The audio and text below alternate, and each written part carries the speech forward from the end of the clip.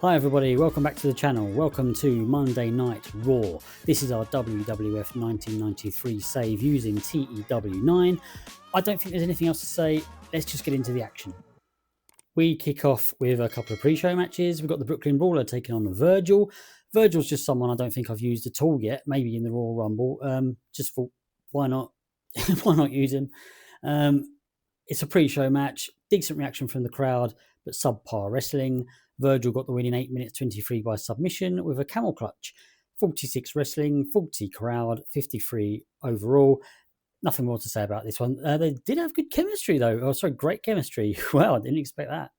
Jason Knight takes on Jim Duggan.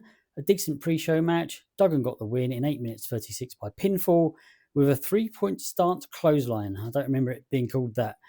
50 wrestling rating, 39 crowd, 61 overall. And these also had great chemistry. I mean, if ever we were to get these two guys over, we'd have something on our hands, but it's not going to happen. 61 overall is actually not too bad. And then we've got the Bushwhackers as they take on Adam Bomb and Mr. Hughes. Wanted to give Adam Bomb a victory. Can't really care much for Mr. Hughes. And the Bushwhackers just aren't really going anywhere. But yeah, just wanted to give Adam Bomb something to do and give him a match, give him a victory. Decent pre-show match. Adam Bomb and Mr. Hughes got the win in 10 minutes 28. Adam Bomb pinned Bushwhacker Luke with a meltdown. And we get a 51 wrestling rating, 42 crowd, 52 overall. Yeah, nothing more to say. It literally is just a pre-show match. Let's head into the main show. And Jim Ross and Jerry Lawler open us up, as they usually do. They're standing at ringside, and they say well, first of all, they're discussing the double disqualification that happened last week between Lex Luger and Randy Savage. So the number one contendership is still up in the air because that match was a draw. And they also announced that tonight Mr. Perfect will team with Tatanka, and they will face Bam Bam Bigelow and Doink the Clown. Just wanted to, that's our main event, and I just wanted to sort of announce it at the start of the show. I want to keep developing our stories. I don't want to forget about any of them. And I just thought, why not have a tag team match as the main event for a change? Our storylines, though, we had two here that lost heat because of this segment. Bit unfortunate. 61 rating overall. Papa Shango takes on Typhoon. And we got a decent match. Papa Shango got the win in 8 minutes 45 by pinfall with a voodoo driver. 54 wrestling, 54 crowd, 63 overall. It really is just a filler match and give Papa Shango a win. We are trying to get him over to some extent. Is he ever going to be a future world champion? Unlikely, but it'd be nice to get him up there somewhere. And in a 78 rated segment, Sergeant Slaughter is in the ring and he's flanked by a couple of officials. They're not really relevant, but I thought I'd just add that in there. And Sergeant Slaughter says, attention, last week's match between Randy Savage and Lex Luger ended in a double disqualification. No winner, no number one contender. That doesn't cut it in my WWF. So at the Winter Tour finale, there will be a rematch. Savage versus Luger. And this time, there must be a winner. One of you will earn the right to challenge for the WWF Championship. The other will stand down. Dismissed. So, yeah, we have a rematch. You probably knew that was coming between Lex Luger and Randy Savage for the number one contendership. The crowd's still simmering here, but 78, hopefully that's boosted them a little bit. And then we have a Yokozuna promo video. It's kind of like a Japanese backdrop, and it's just Yokozuna looking menacing, intimidating. And we get a 75 here. The crowd's still simmering. We need something. We need some oomph here to get that rating up. This doesn't really cut it. Repo Man teams with Terry Taylor to take on the Steiner brothers. We just wanted to feature the Steiners. We wanted to give them a win. In a decent match, the Steiners defeated Repo Man and Terry Taylor in 10 minutes 58 when Scott Steiner pinned Terry Taylor with a Steiner screwdriver. This was our storytelling match. Yeah, disappointing. I don't know what it is. Repo Man, Terry Taylor, they're not very high up the card. To be fair, neither of the Steiners yet. I still expected maybe a little bit more than this. 56 wrestling, 51 crowd, 54 overall. Then we get an angle with Bam Bam Bigelow, Tatanka, and Gene Okerlund. Gene Okerlund is interviewing Tatanka here, and Gene Okerlund says, Tatanka, you wanted to talk about some unfinished business with Bam Bam Bigelow tonight. What do you have to say? And Tatanka says, Mean Gene, Bam Bam Bigelow has been running his mouth for weeks, saying he's tougher, stronger, meaner. But Bigelow, you forget one thing. Heart. The spirit of my people runs through me. Our paths will cross again, Bam Bam. And that spirit will carry me straight through you like a raging wildfire. And then he continues with, you call yourself the beast from the east, but all I see is a bully with a bad tattoo and a worse attitude. I'm prepared to take the fight to you. And suddenly he's cut off as Bam Bam Bigelow storms into frame and he shoves Gene aside and grabs the microphone and he says, oh yeah, you got something to say to me, tough guy? Say it to my face. And then Bigelow goes to punch Tatanka, but it's blocked. And then Tatanka kind of attempts a right hook of his own, but Bigelow immediately overpowers him and rams him into the turnbuckle. And then Bigelow then clubs him with a heavy forearm and hoists Tatanka up and drives him into the mat with a thundering body slam.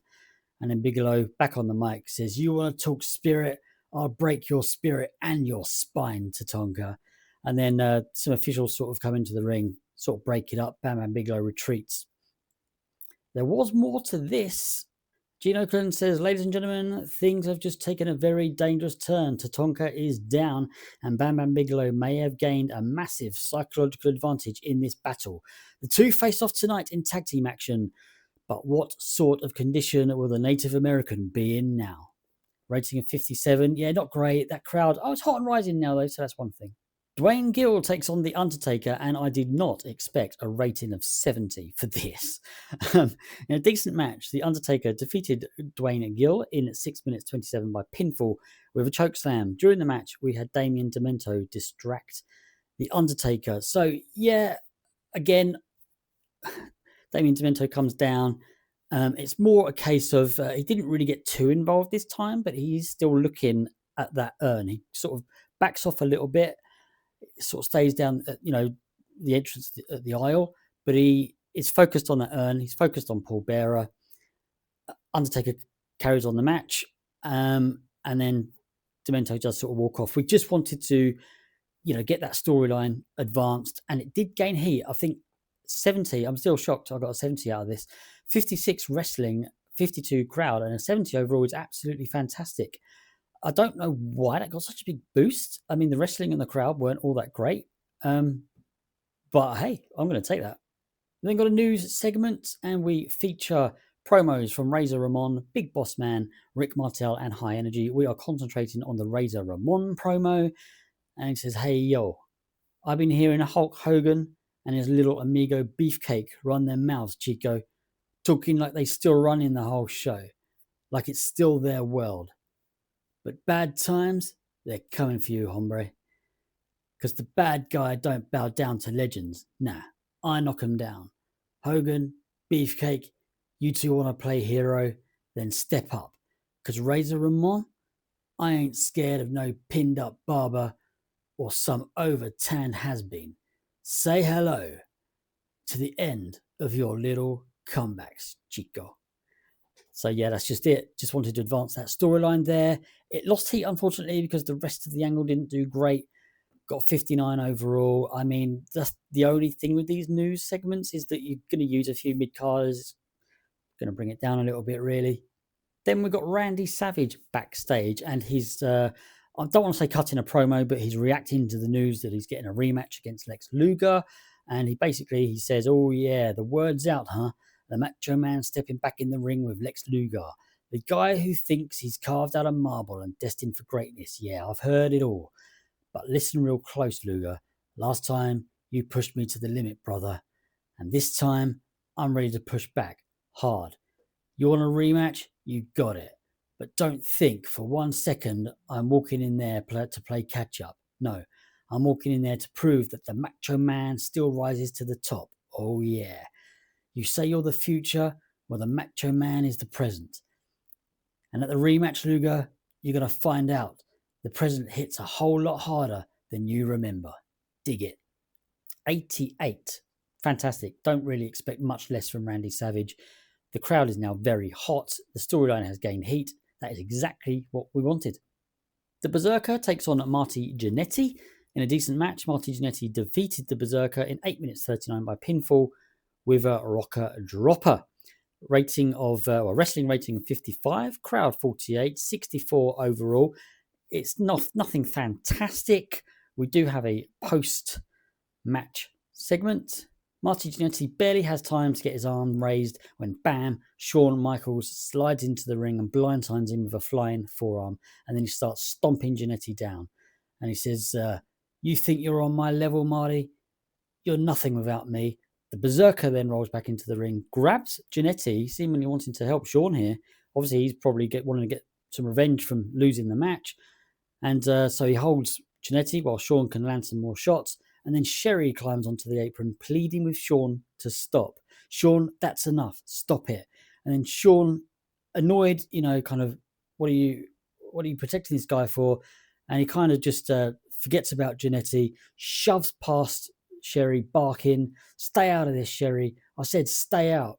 And then Sherry reaches for him again. Shawn spins around angrily, flailing an arm, and Sherry gets knocked to the apron. She crashes hard to the floor, and then Shawn freezes for a second, shocked, then immediately blames her. And then Shawn is pointing at her, why are you even up here? This is your fault. And officials come in to help Sherry. Shawn storms up the aisle, furious and unapologetic. Marty Jannetty, battered, but he crawls toward the ropes, glaring at Shawn, and then decides to check on Sherry. And Jannetty helps Sherry to the back. It's official. Sherry and Shawn are no longer aligned. We're going to take Sherry off of managerial duties for Shawn Michaels. Rating 77, actually, that's pretty decent. The storyline advanced. Didn't gain, didn't lose. Then we got our main event.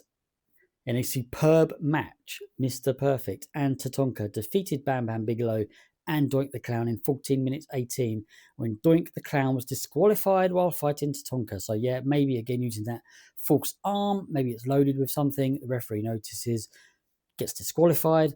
This was our Steal the Show match, and we get a wrestling rating of 72, a 63 crowd, and a 78 overall. Really, really pleased with that, but I have just noticed this. Tatanka sustained a grade 1 hamstring strain. Hopefully, I'm not too good with injuries on TEW. I don't know what that means. I don't know how long he's out for. Be very disappointing if he's out for a while. But really pleased with that match. Really pleased with that main event. Hopefully, that's given us a boost for the rating for the overall show. The storyline between Bigelow and Tatanka also gained heat. What do we get overall?